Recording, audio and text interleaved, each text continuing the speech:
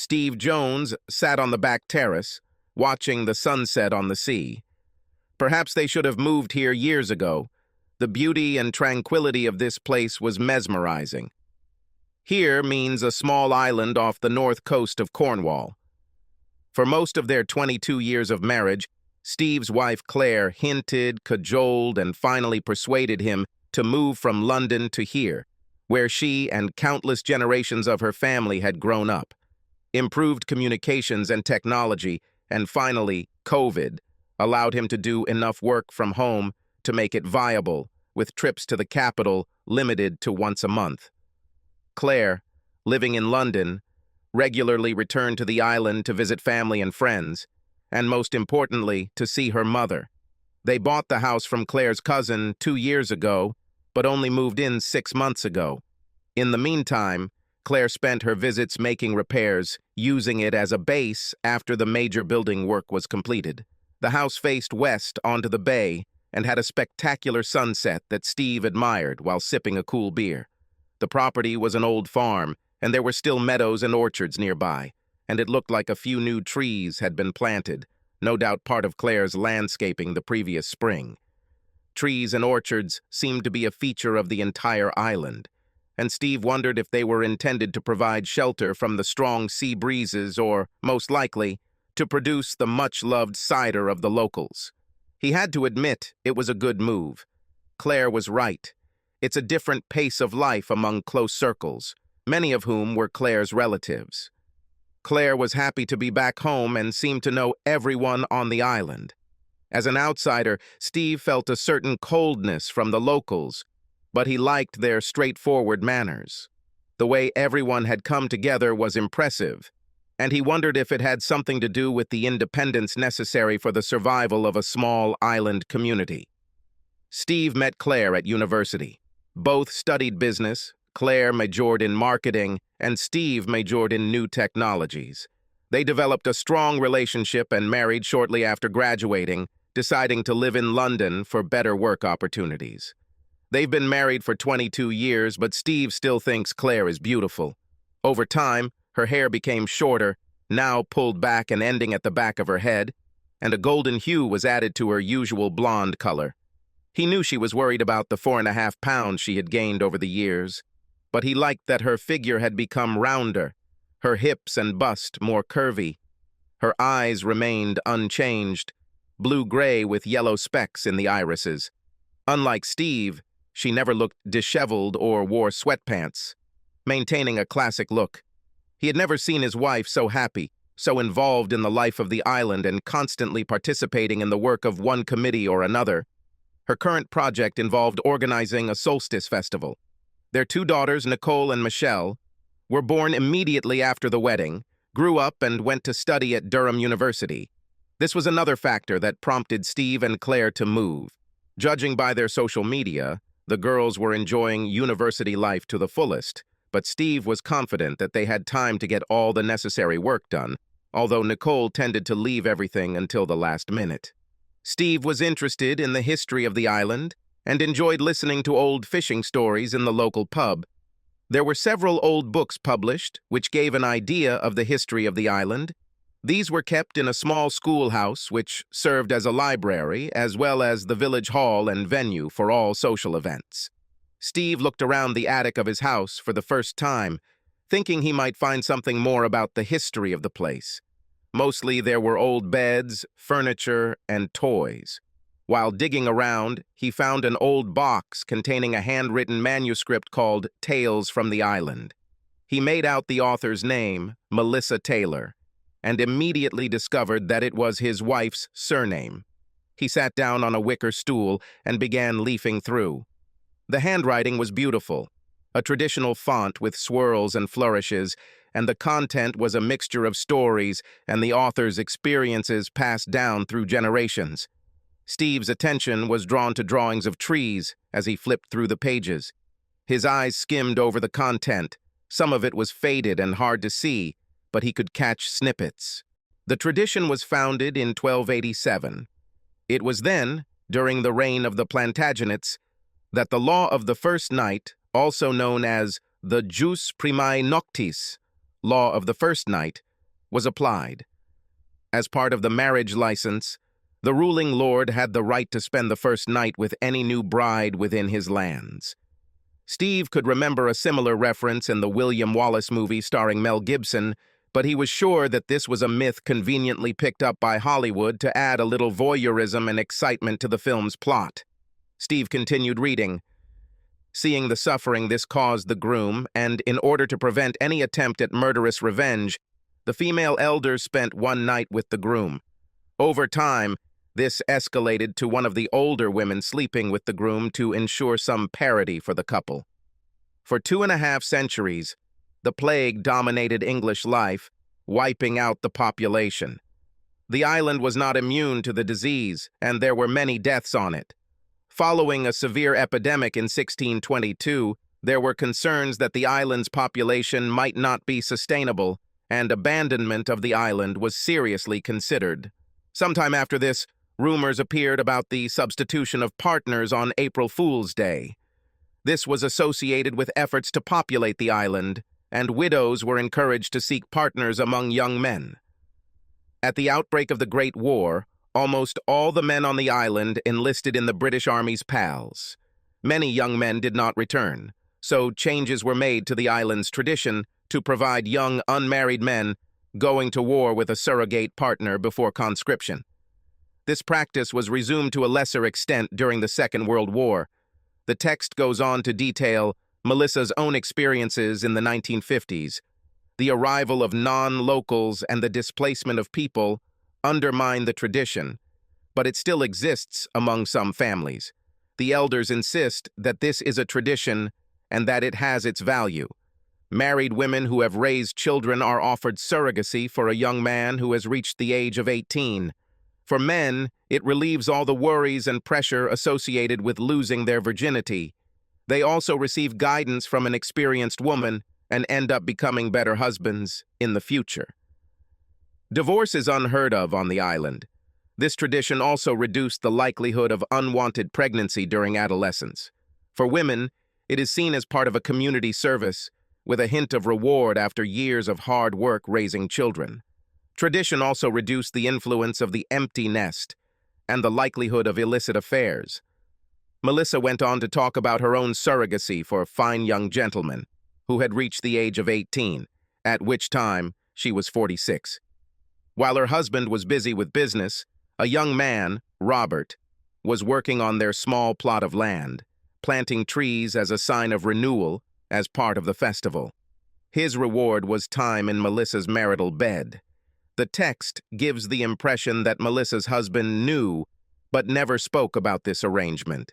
She described Robert's development from a shy and awkward teenager to a man. The first time was quick and awkward, but Melissa held him close, slowly making love. As the week went on, his abilities and confidence grew. It wasn't just the physical side of things. She explained to him her desires and feelings, as well as the important aspects of maintaining a successful relationship. Steve shook his head. Wow, what an amazing story, and began to wonder how much everything this is true. He could see some reason in the historical references, but everything seemed too far-fetched. All this could be the author's imagination, or she may have used it to justify her novel. A few months later, Steve was deciding when he needed to return to the city for work. Claire had a long shopping list that she wanted him to do, so he decided it would be best to add one day to it and another to see old friends. If he goes after the festival, he can return by next Saturday. Claire was thrilled, no doubt because Steve would be there to help with the festival preparations and that he had agreed to do her shopping. The festival day involved the entire island, with the day focusing on children's games and sports, with dancing and drinks planned for the adults in the evening. As the evening's program began, Steve was introduced to some of the island's residents he had not yet met, including John Fraser, his wife Angela, and their son Jake, who Steve thought was close to his youngest daughter's age. Jake Fraser introduced himself with a rather formal handshake, which was a little strange, but that moment soon passed. Along with the Taylors, the Frasers were one of the island's oldest families. Steve felt like an outsider again, while Claire and the Frasers discussed old family ties. Later in the evening, Steve noticed a group of young men looking at Claire. He couldn't blame them. Claire looked stunning in the summer dress she'd chosen, which certainly showed off her full breasts and shapely calves. The looks continued, which began to irritate Steve. He was about to approach, but Claire's mother beat him to it, forcing them all to hurriedly return to the cider bar. Steve laughed to himself, thinking that they must be a little wary of Claire's mom, Diana. On the other hand, he couldn't blame them. She was a formidable woman and the leader of the Council of Elders. Steve could see where Claire got her looks from. Diana Taylor remained a striking woman, more like Claire's older sister than her mother. He returned to watch the dancing, which seemed to involve all ages. Steve could feel the effects of the cider, but decided he could drink more. Everyone seemed to be in the same mood, and it took him forever to help himself. When he returned, he did not see Claire and began to look around. He was surprised to find her sitting at the table talking with Jake Fraser, who had moved away when Steve approached. "What do you mean?" Steve asked. "Jake is interested in carrying out some landscaping work. I asked about options and costs." "Do we have work?" "Yes, and there is a tradition of planting and renewing trees around the time of the festival, so that will be great." The mention of trees brought back memories of a manuscript Steve had read a few weeks ago. "So, Jake will plant trees?" "Yes, he can start next week." Claire looked at Steve. "Are you okay? It looks like you saw a ghost." Steve answered slowly. "What will Jake get in return?" "Money, of course, but we haven't agreed on the amount yet. Would you provide any other services in exchange for his work?" "What are you suggesting?" Steve continued. "So, this has nothing to do with the traditions of the island?" Claire hissed. What? What traditions?" "You know very well about the tradition of the solstice. You're in it? Planning to have sex with Jake Fraser while I'm gone next week?" Claire burst into tears and ran away. Steve stood there stunned. Hell, what if he was wrong and just falsely accused Claire? He was already beginning to regret drinking so much. His mind was clouded, and he couldn't think clearly. He began to climb up the single-track road towards their house. He needed a walk to clear his head. This walk was the longest of his life. Maybe he misunderstood something. Maybe he overreacted to this story. When I came home, Claire was not at home. He collapsed on the sofa, alcohol and fatigue finally getting the better of his thoughts, and he fell asleep. The next morning, he noticed that Claire had not returned home and thought that she might have spent the night with her lover, but he suspected that she was with her mother. This suspicion was confirmed when Claire and Diana appeared at the door. Her mother led the conversation, talking about not backing down, and she launched a verbal attack on Steve. There were so many words it was hard to keep track, but the gist of it was, how dare he talk to Claire like that? How dare he upset her? Nothing good comes from marrying a stranger. He was never good enough for her, and so on and so forth. Similar. He let her speak, looking at Claire with wet eyes. Finally, he had enough and raised his hand, trying to get her mom to stop. "I have a simple question. Is there such a tradition? And are you planning to go to bed with Jake Fraser next week?" Claire turned to her mother with a defeated look, and everything became clear to Steve. "Yes, Steve, some old families still have the tradition, or at least part of it. The Frasers have requested implementation of the agreement, and we are obliged to fulfill it." I asked Claire to think about it. "It's about everything related to a boy reaching maturity. Sex is only educational in nature and talks about how to treat a woman correctly. This is not sex in your understanding and not an affair. This is a centuries-old tradition that has helped the island survive difficult times. It is an absolute requirement that we fulfill this role on behalf of society. We have no youth crime, no divorces, just happy marriages and families with strong ties.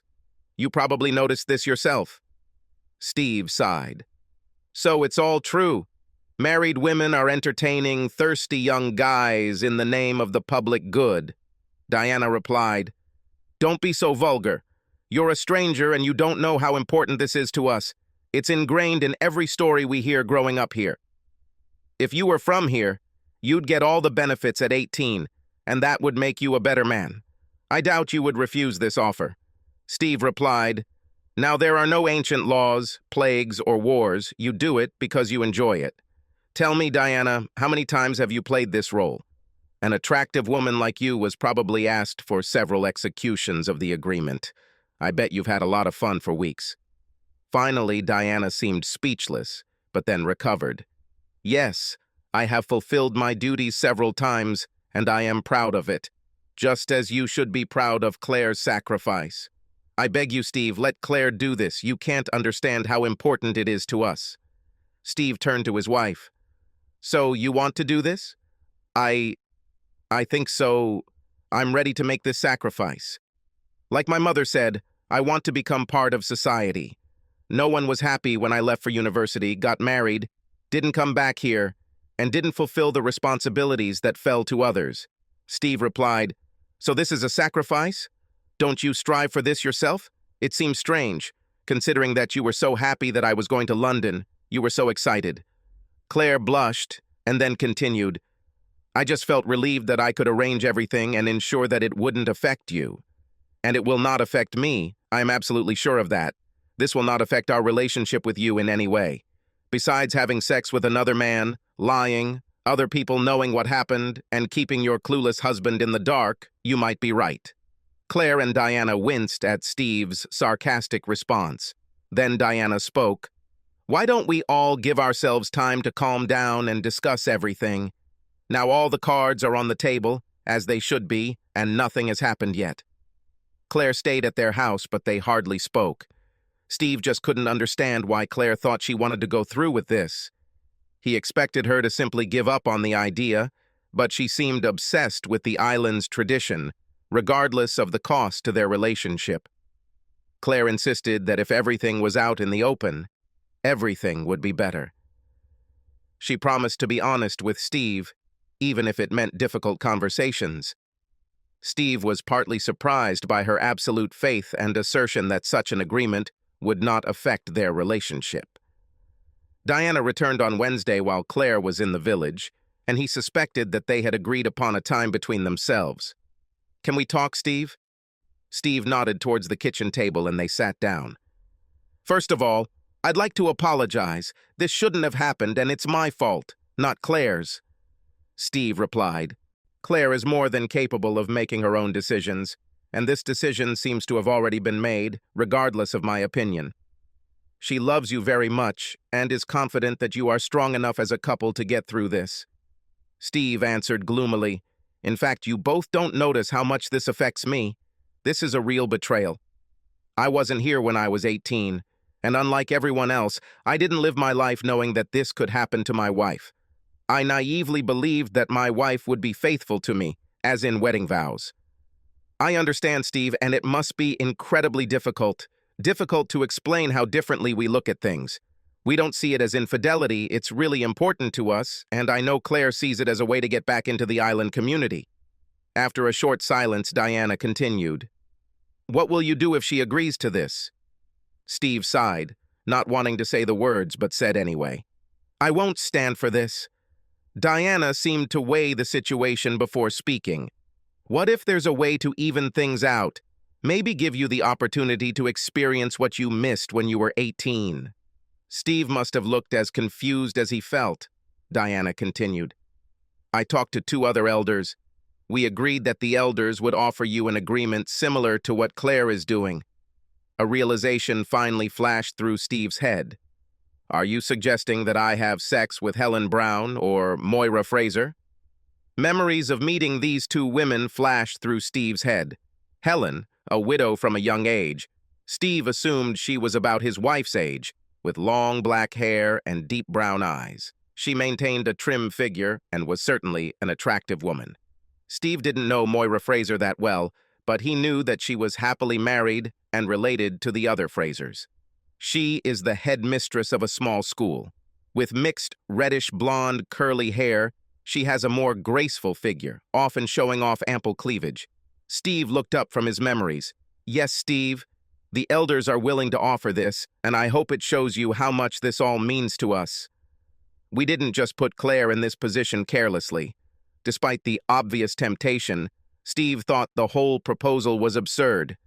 "You are an amazing woman, Diana, and also an elder. Aren't you also on the menu?" Diana hesitated, not sure if Steve was serious. "If this is what you need, Steve, then yes, I agree.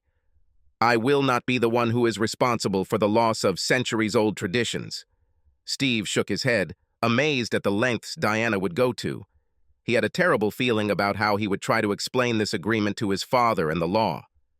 "You know, Diana, some traditions have outlived their time, and it's right that they should fade away." Diana's smile faded. "Our offer stands, Steve, and you won't be disappointed. I can guarantee that. Think carefully."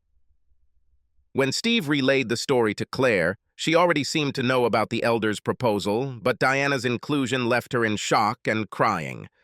"I never thought that she would think about this. It's all too much." "I won't do that, Steve. All this must stop." Steve felt a wave of relief, finally admitting that this whole scenario was just weird. "Thank God. I can't tell you how glad I am. I thought this would be our end." Claire cried and spent most of the night either apologizing or repeating how much she loved Steve. The situation remained awkward and uncertain, with Steve still struggling with Claire's previous intentions and her view that the agreement was reasonable. On Friday, Diana returned, clearly furious about Claire's reconsideration, accusing Steve of being a manipulative bully and an outsider who could never understand her. Steve is tired of ranting.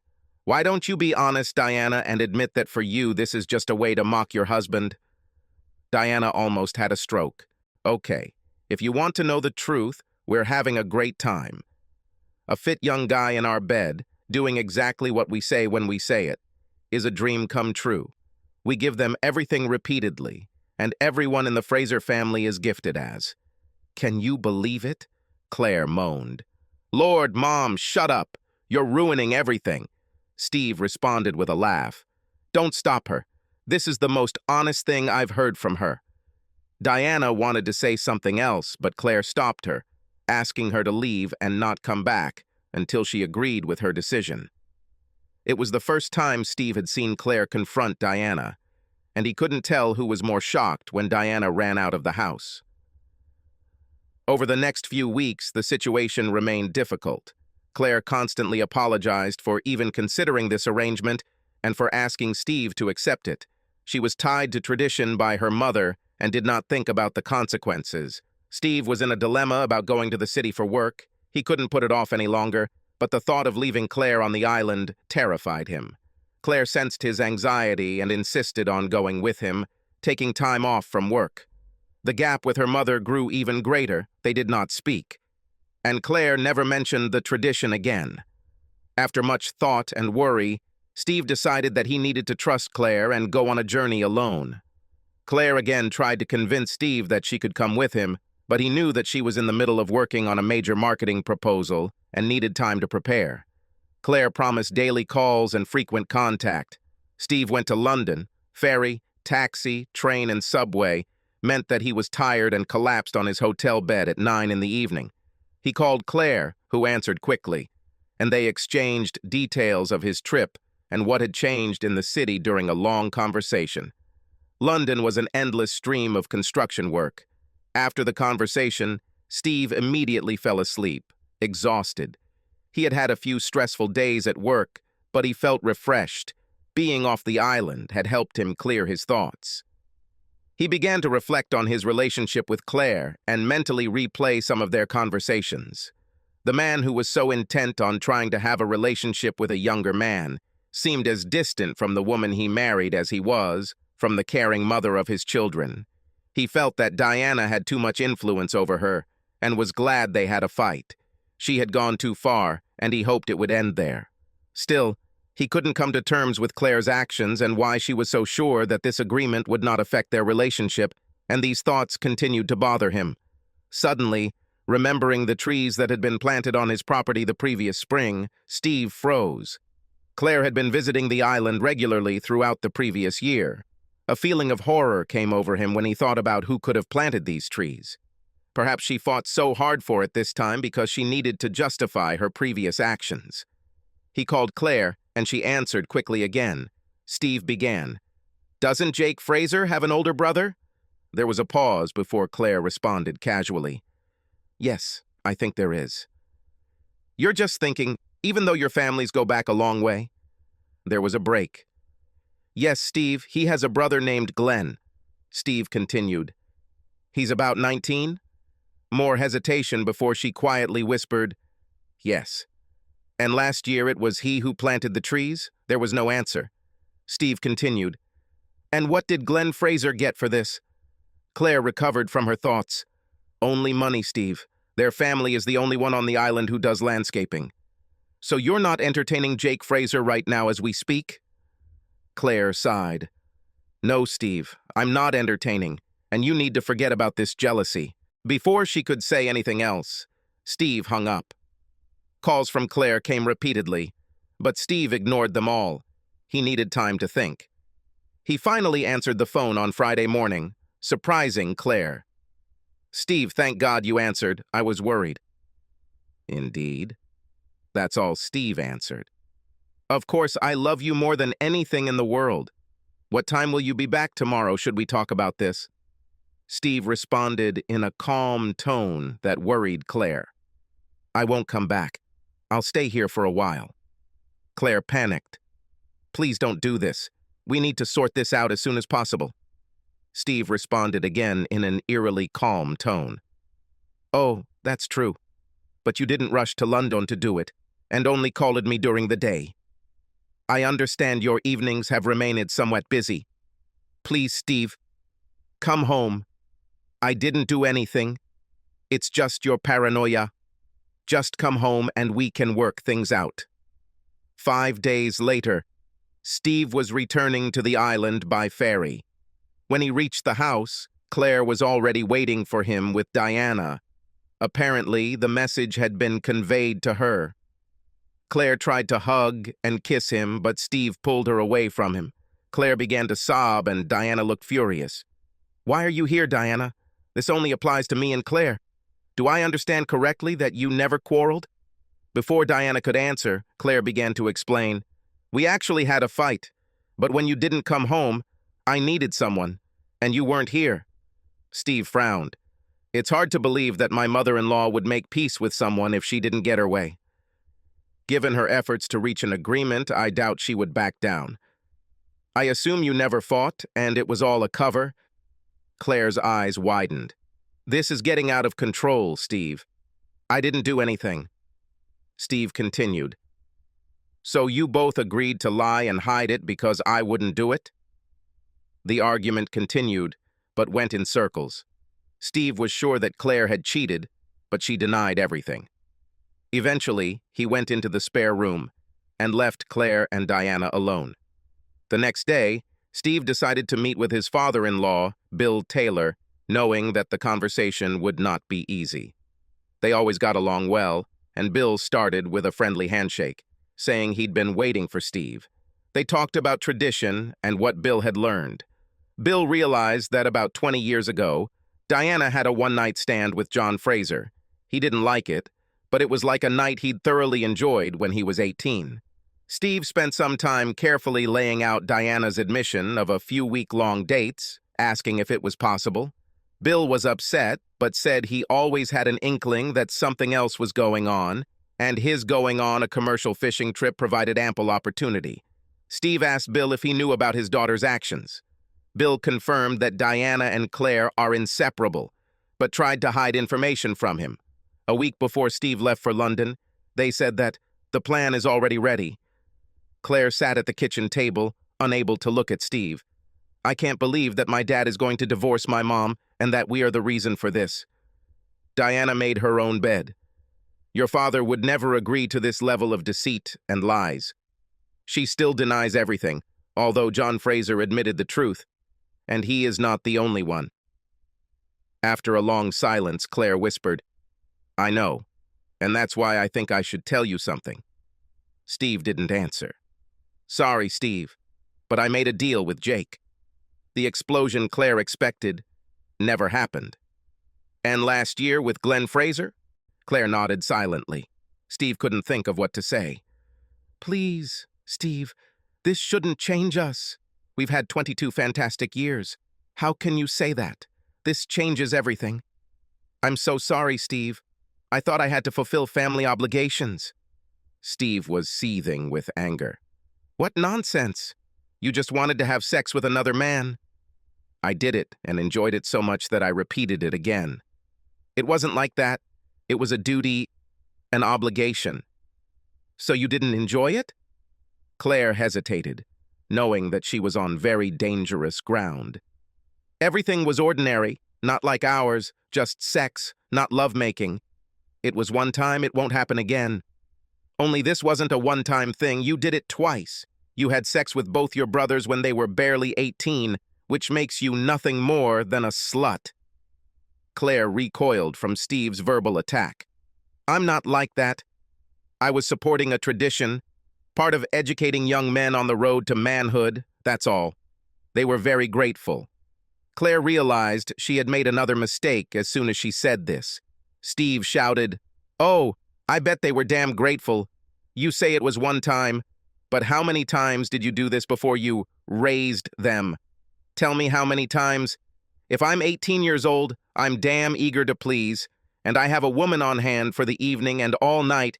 It has to be at least 5 times a day, so maybe 35 once a week. It is unlikely to be just once." Claire couldn't deny it. Both Glenn and Jake were eager to please. There was very little training required, although some patience was required at the beginning of the week. She enjoyed their pumped-up and toned bodies. Just as her mother had predicted, the sex was exciting. She especially enjoyed teasing each of them with glimpses of stockings or cleavage, knowing that that night she would completely surrender to them. At one point, Jake even admitted that he was in love with her. It was the only time it occurred to her that a week could affect her normal life and the marriage she treasured, and she wasted no time in explaining to Jake the reality of what was happening. Steve's flow of speech continued. And what exactly does an 18-year-old need these days? I bet they had their eye on you from day one and you couldn't get enough, could you? Claire sobbed. It's not like that. It was supposed to be a fun adventure. It was just sex. I know it hurts your ego, but still, I only want you, and you are the one who makes me complete. Steve got angry. I would say it's more about trust and vows than ego. What about your wedding vows? Does tradition trump them? It's not ego when your life partner betrays you, and for what? Not for anything serious or serious consequences, but for the sake of traditional sex with some children. Claire blushed. I understand that you are angry and upset with me, but you are strong enough for us to get through this. After Glenn, you didn't recognize anything, didn't notice anything, but we became closer. I thought it would be the same with Yakey. I didn't know because I trusted the woman I loved selflessly. Believe me, I will never do anything like that again. Should I believe you? Believe it? You must be joking. Claire almost shouted back. You can do it, I swear. I'm really sorry that I hurt you. Think about the wonderful life we still have left. We can go back to the way things were. Did you think about our wonderful life when you were planning all this and lying on your back? No, I would never have thought about this if I had known about the consequences. I would never intentionally hurt you. But I did it anyway. I know. And I'm really sorry. And what do you think came of it? Claire didn't know what to say. Obviously, you don't understand how I feel. You tore out my heart and soul. How the hell can you fix this, Claire? With that, Steve stormed off before he did something he would regret. He just kept walking, trying to clear his head, the beauty of the evening sunset doing little to improve his mood. When I turned back towards the village, I was surprised to meet Elder Helen Brown. Steve could barely return the greeting with a nod. Helen smiled and admitted that their meeting was not accidental. She saw Steve go out onto the path leading to the cliff and knew that she would be able to catch up with him when he returned. Helen offered to sit on a rock ledge and then cautiously asked Steve if he would tell him anything about his circumstances. Steve saw no reason for silence and told her everything. Saying it out loud did not lift the weight off his shoulders. Helen listened attentively without interrupting. He was hesitant to mention Diana's offer to have one of the elders have sex with him in exchange for Claire fulfilling her obligations, but decided that Helen had played a part in the whole saga and included it verbatim. When he finished, Helen was silent for a long time before she said, "Steve, I did not make such an offer. Diana never mentioned or discussed any agreements with me or Moira. This is not something we could consider. I can only think that Diana was trying to get you to admit or agree to sex with others outside of marriage to justify what they had planned." Steve was puzzled by her answer. Helen continued, "One more thing, Steve, these arrangements mostly disappeared decades ago, and even then it was only the first night, never a week. The only elements that lasted a week were housework or planting, with one night of union at the end. Maybe Melissa, Diana, and Susan acted according to circumstances." Steve just shook his head. Every time he began to come to terms with his wife's behavior, a new shock occurred. Helen continued by saying that she would speak with Moira and take the necessary steps to ensure that Diana was stripped of her elder status. As far as she knows, this has never happened before, and it will be a scandal. But Diana's actions are unforgivable. Nowadays, elders must engage in social activities and support the inhabitants of the island. Helen looked at Steve. "What are you going to do?" Steve shrugged. "I can't make her understand the consequences of her actions, but I would like her to feel what I feel now." They sat in silence for a while before Steve noticed a faint smile at the corner of Helen's mouth. "What is it that you are thinking about?" Helen's smile widened as she began. "What if you stay with me for a week? No joke. But we shouldn't tell Claire and Diana about this. We will say that I feel honored to accept the agreement that was offered on my behalf as an elder. So you give Claire a taste of her own medicine, and I get to torment Diana for dragging my name into all this nonsense." Steve was delighted at this prospect, but asked, "Won't this ruin your reputation? I'm still a married man, and everyone will think—" Helen interrupted him. "First of all, I don't care what people think. And secondly, I'm sorry to say this, but almost the entire island already knows about your situation, Steve." The thought of everyone knowing was another blow, but it was replaced by a pleasant thought that Steve shared with Helen. "No joke, but I would love to plant some trees for you. This will give Claire and Diana pause." They laughed together and quickly settled all the issues. Steve returned to his home and quickly packed his things. All he explained to Claire was that, on reflection, he had decided to accept her mother's kind offer regarding the elder of the island. And, under the circumstances, a week with another woman would be more than reasonable. He left Claire crying and begging him not to do it. His stay with Helen was surprisingly comfortable. She was great company and a wonderful cook. Steve spent time renovating the house and actually planted some trees in the backyard. They discussed Steve's situation. He hoped that this week would give Claire some insight into how he was feeling. Until he saw many other things that convinced him that Claire understood how wrong her actions were, there was no chance for them to reconcile. True to his word, he never slept with Helen, although they came very close a couple of times, and it was not due to a lack of desire. It was not long before Claire caught up with Helen at the village store and immediately began to reproach her for having an affair with her husband. Helen smiled sweetly. "Claire, dear, you, of all people, should know that this is not an affair. It is an agreement, and it will not affect your marriage." Claire heard an echo of her own words, but continued, "You can't do this. He's my husband. In fact, I am fulfilling the offer made by your own mother on my behalf. What was there? Me, Moira, or even your mom for a week? I think Steve made his choice, and I am obliged to honor the tradition. It could have been worse.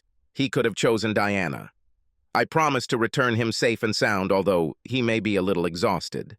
Claire gasped. You, old slut." Helen answered calmly, "I would have thought that name would be more appropriate for one of us who had sex with two 18-year-old boys behind her faithful husband's back." With that, Helen stormed off, leaving Claire with her mouth open as everyone in the village shop stared at her. The next day, an enraged and hysterical Claire made a worthy attempt to kick down Helen's front door before Steve opened it. "Please, Steve, I'm so sorry. Come home. I'm just doing what you did. Why are you so upset? Because, like you said, this shouldn't concern us. I had no idea. It's just cruel. It torments me. I can't stop thinking about you and that old woman." Steve replied, "Yes, it sounds familiar. Welcome to my world," and quickly slammed the door. Steve returned to his home the following week and was greeted by a much more reserved Claire. Claire began, "I can't believe you did this to me, but I can forgive you if you can. I understand how you feel about all this. That's just what you think. You have still only experienced part of it, not the deception and lies. Our entire time here is based on lies." Claire persisted. "We are still the same people, the same marriage. The same marriage that inspired you to jump into bed with other men, a marriage that you destroyed, and I still can't understand why you did it. Are you really that tired of me? It was never about you or boredom. If we can't go back, we can build something new. Let's look forward to all those retirement dreams, to the things we could have together. Travel, grandchildren, we can still do it all. We still love each other no matter what. It's not over yet, Steve. I will do anything to prove my love for you." Steve stayed in the house in the spare room, almost overcome with frightening thoughts about what the hell he would do with his life if he left Claire. He couldn't decide whether failure or abyss best described his prospects. It's easier to stay, and he still loves her. Given the consequences, he doubted Claire's actions would be repeated. The island was idyllic, and he had dreamed of traveling, spent years planning his options and sharing those dreams with Claire. Did he really want to give it all up? Claire wondered how it had all come to this. It was all so confusing. When her mother proposed an agreement, she rejected the offer, but Diana continued to pester her for several months. Then she saw Glenn Fraser at a dance. He was very handsome and delightfully respectful. She danced with him several times at social events, and they got along well. Deanna told her about her own arrangements and how exciting they were. She talked about it as a guilt-free romantic adventure and never viewed it as an affair. It was just tradition. Despite this, she knew Steve didn't think so, so she hid everything. If he never found out, it wouldn't hurt him. The week with Glenn was fantastic. During the day, he planted trees and spent the evenings in her bed. He was very nervous, but very charming, and so eager to please. By the end of the week, he had become a very competent lover, combining his size and physicality with great patience and technique. Claire excelled as a teacher. The week filled her with confidence. She felt that she had rediscovered her sexuality, which had faded during the long years of motherhood. Was it tradition, or just illicit sex, as Steve suggested? She had to admit it was both. But didn't she deserve a little satisfaction after spending 22 years raising children and being a good wife? She was sure that it didn't hurt her relationship with Steve. Things had never been so good. She loved him more than ever, and after that week, they started making love more often. Jake was even more handsome, and she couldn't help but feel aroused at the thought of taking him to her bed. Steve was always smart and uncovered the tradition, and Aunt Melissa's memoirs be damned for giving it all away.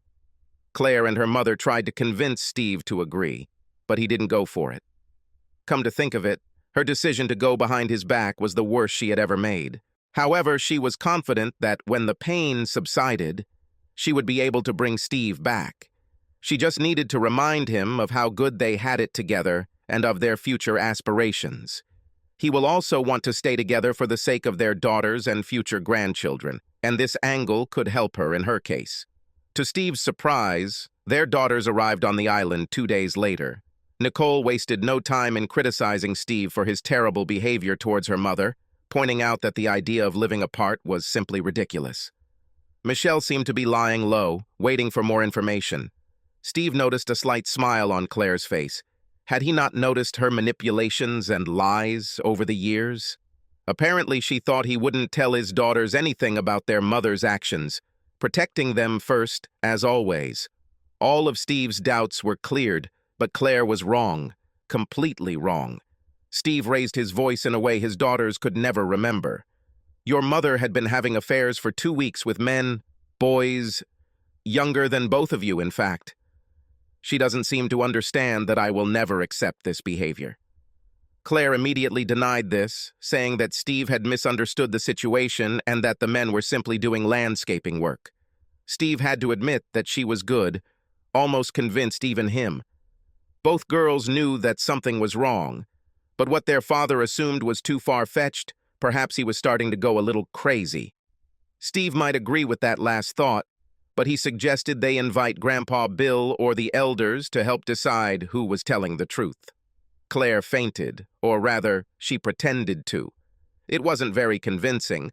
All three just looked at her in bewilderment and waited for an equally poorly conceived recovery.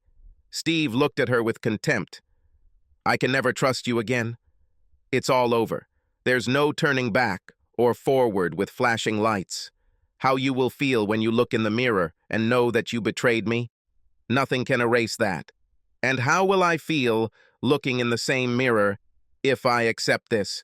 We need each other, Steve. We always depended on each other. It made each of us stronger. I'm right for you, and deep down, you still know it. Don't throw away your life to punish me. I can handle it, Claire, but I won't let you destroy me, and I'll build a new life. We all have to live with our decisions and be true to ourselves. You will have to live with the fact that you cheated, lied, and threw away what we had. I will live with the fact that I left the woman I love, but you are not the one I took you for, not the good and kind person with whom I fell in love. I would like to return her, but not you. Steve left the island with his daughters and decided to rent an apartment closer to their university. In turn, the girls were shocked by the behavior of their mother and grandmother. He never returned. His last act was to burn the trees in the orchard. Claire looked at the orange glow with tears in her eyes. Bill helped Steve sell the house because Claire did not have enough money to maintain it. The divorces of Diana and Claire became a scandal and predetermined the fate of the remnants of the tradition. Diana became the first to be removed from her position as an elder. Both she and Claire became outcasts. No woman trusted them or befriended them, but despite this, they resolutely continued to live on their island. A few months later, Helen Brown resigned as elder. Residents of the island noticed that she divided her time between being on and off the island. Eventually, she began to come only for a couple of weeks a year. When asked about this, she confirmed that she lives with her family, somewhere near a place called Durham. Subscribe to our channel so that your second chaff doesn't cheat on you, and go ahead and listen to the next story, because this story is nothing compared to the next one. If you're under 18, don't even think about listening to the next one. Listening to the next one. Listening to the next one.